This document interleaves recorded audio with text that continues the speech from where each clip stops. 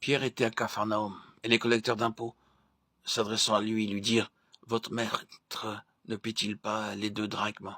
Impulsivement, il répondit oui. Il ne s'était même pas posé la question de savoir si Jésus était ou non obligé de payer le demi-cycle du sanctuaire. Lorsqu'il fut rentré dans la maison, Jésus aussitôt lui demanda « Simon, qu'en penses-tu ?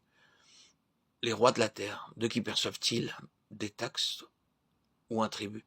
De leurs fils ou des étrangers ?»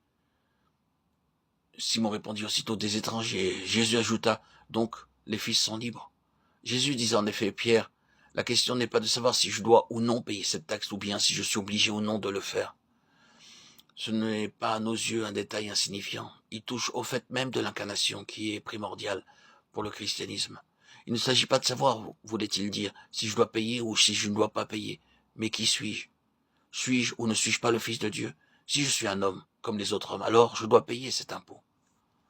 Lorsque peu de temps avant cet incident, Jésus demanda à ses disciples « Que disent les hommes que je suis ?» Ils répondirent « Les uns disent Jean-Baptiste, d'autres Élie, et d'autres Jérémie ou l'un des prophètes. » Oui, les hommes disent qu'il est un grand homme parmi les hommes, mais admettre simplement cela laisse cette question fondamentale sans réponse. C'est pourquoi Jésus, après avoir posé cette première question d'ordre général, demanda plus précisément à ses disciples « Mais vous, qui dites-vous que je suis ?» C'est là le point important. Simon-Pierre répondit « Tu es le Christ, le Fils du Dieu vivant. » Jésus, reprenant la parole, lui dit « Tu es heureux, Simon, fils de Jonas, car ce ne sont pas la chair et le sang qui t'ont révélé cela, mais c'est mon Père qui est haut dans les cieux.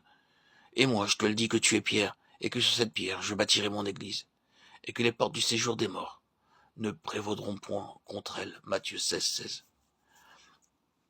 La pierre de fondation de l'église, c'est que Jésus-Christ est le Fils du Dieu vivant. La confession de Pierre à Césarée de Philippe était basée sur une révélation divine.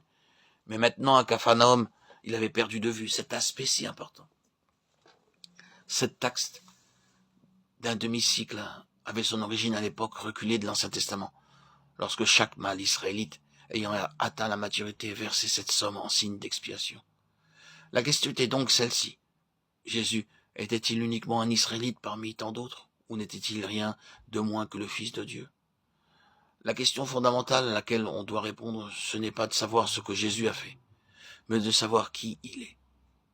À Capharnaüm, Jésus confronta Pierre avec la question la plus fondamentale du christianisme.